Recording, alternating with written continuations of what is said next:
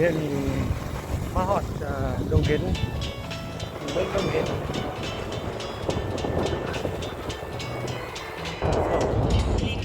ไปเลยบัดเงินลงน้ำตาลแล้วก็มันพลาน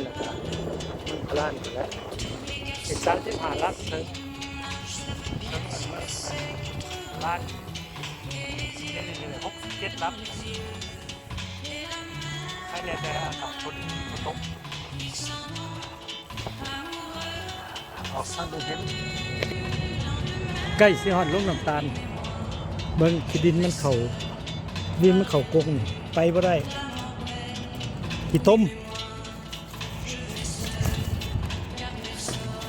ต้องมั่างแปลงเฮ้ยทาง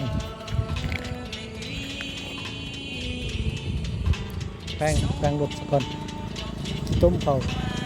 ใกล้สิฮอดลงน้ำตาลเสียเวลาที่ต้มเขาไล่ยังไงสุด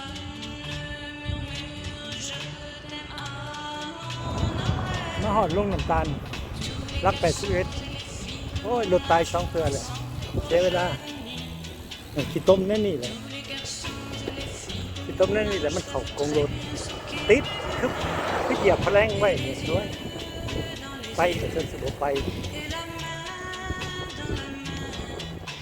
รัก81ให้เศร้าเอ็ดรัก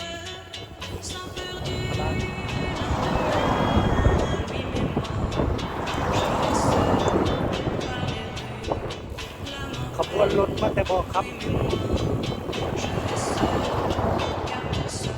ขบวนหนึ่งนี่ประมาณ10 คัน 12 คันเอาไปส่งทั้งแก๊สทั้งเกิดเลยมาอีกแล้ว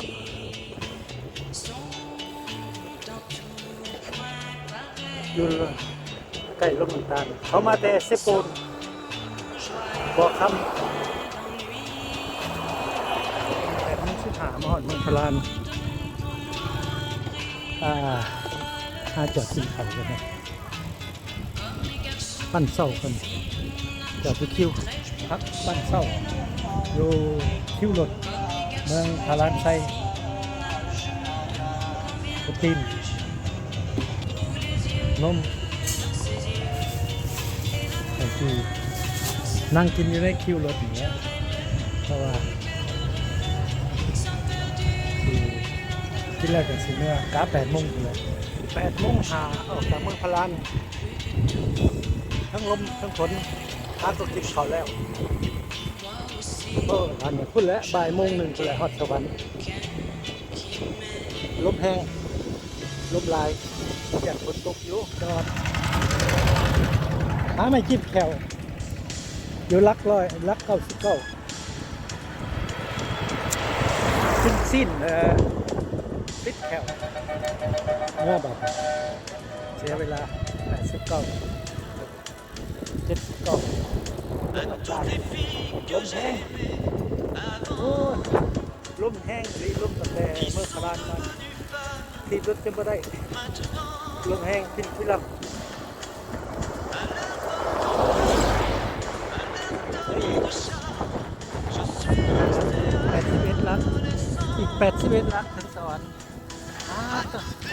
ก็เลยเช้า21 ลักถึงบ้านใส่เวลาชั่วโมงไปลมแห้งขึ้นที่ลำบางทุ่งหยุด10 โมงยัง15มอดดงเห็นตลาดดงเห็นต่อนักขนาดลมแห้งขีบมาได้เลยอีก35 ลักลมอีกด้วย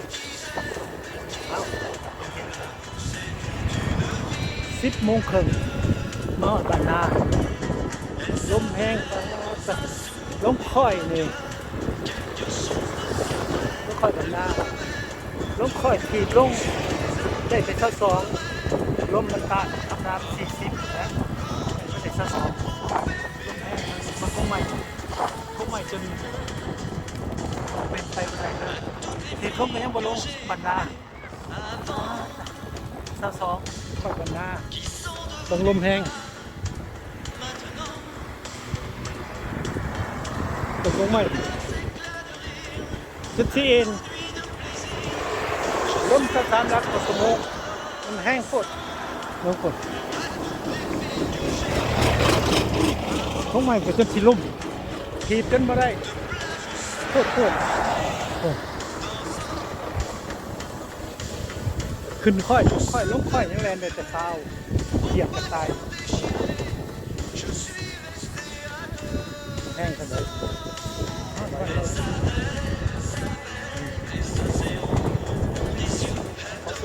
คนละหนึ่งแห้ง45 ลักเชิงสวรรค์หาก็เลยครึ่งทางโคตรลุ่มเลยก็เป็นลุ่มทำงานโคตรทีรถจะมาได้แดดก็ออกทำให้เราฝนตก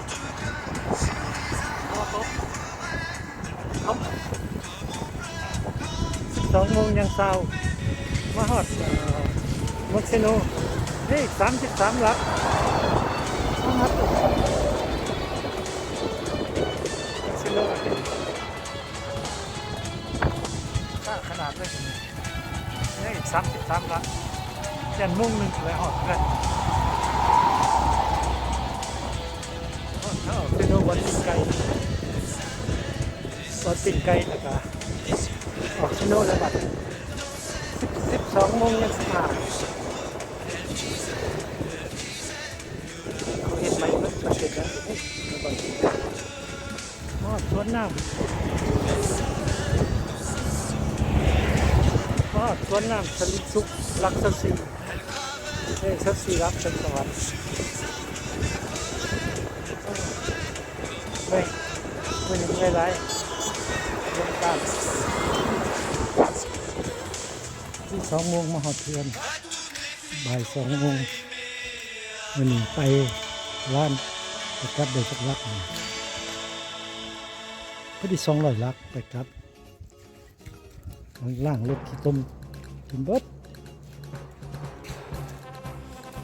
เมื่อยหลายพอตอนไปไข้ตอนมาลมต้านก็จับ100 ลักลมต้านจนไปเหือดเลย